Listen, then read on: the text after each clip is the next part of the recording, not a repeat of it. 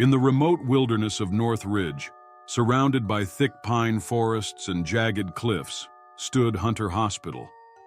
It was a colossal building of gray, weathered stone, constructed during the early 1900s. Once hailed as a beacon of advanced medical care for the region, its reputation had deteriorated over the years, culminating in its abrupt closure 2 decades ago after a string of unexplained disappearances. Locals whispered about the place with a mixture of fear and fascination, claiming that the hospital was cursed. Few dared to venture near it, especially at night.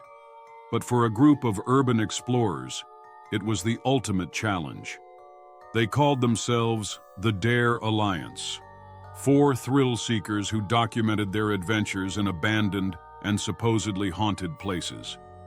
This time, their destination was Hunter Hospital. The group arrived at Hunter Hospital just as the sun began to set, casting long shadows over the desolate building. Vines crawled up the facade, and shattered windows gave the impression of a skeletal grin. The air was heavy with the smell of damp earth and decay.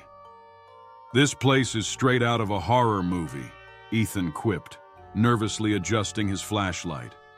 "Perfect," Sophie replied, her eyes gleaming with excitement. "Let's set up and get some B-roll before it gets too dark." As they stepped inside, the atmosphere shifted. The temperature dropped noticeably, and the sound of their footsteps echoed unnervingly through the empty halls.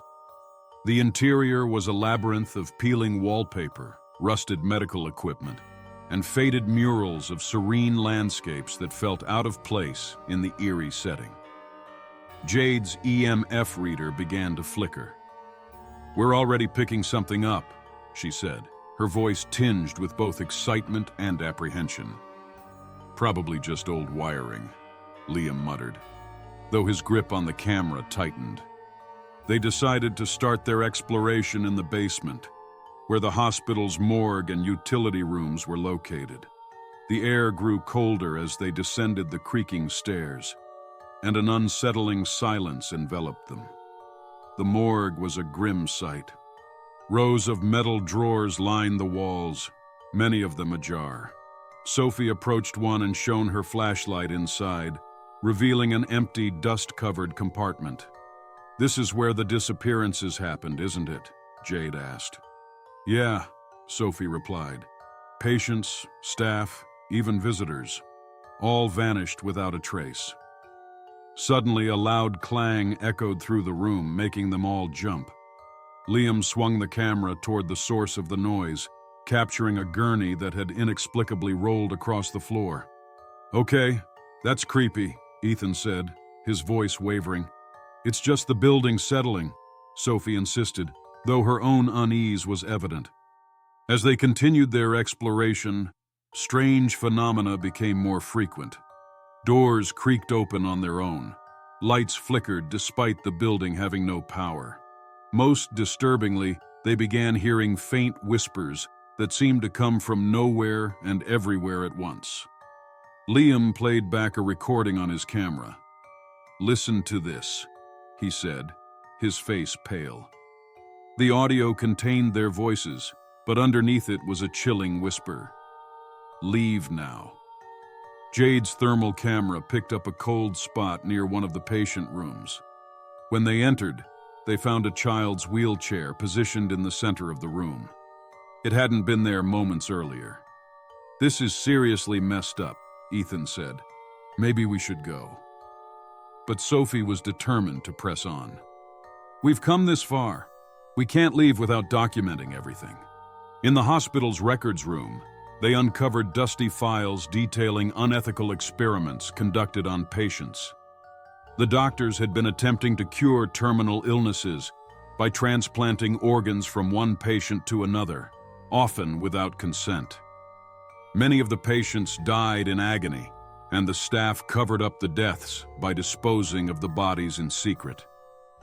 "No wonder this place is haunted," Jade whispered, her hands trembling as she read the files. As they delved deeper into the hospital, the phenomena grew more aggressive. Shadows darted across the walls, Unseen hands tugged at their clothing. Ethan screamed when he felt something icy grip his wrist, leaving a bruise in the shape of fingers. "We need to leave," he pleaded. "Now." In the operating theater, they encountered the source of the whispers, a dark, humanoid figure standing in the shadows. Its eyes glowed an unnatural red, and its presence exuded malice. The group froze in terror as the entity began to move toward them, its movements jerky and unnatural. Liam raised the camera, but the lens shattered, as if struck by an invisible force. The entity let out an ear-piercing screech that made their ears bleed. "Run!"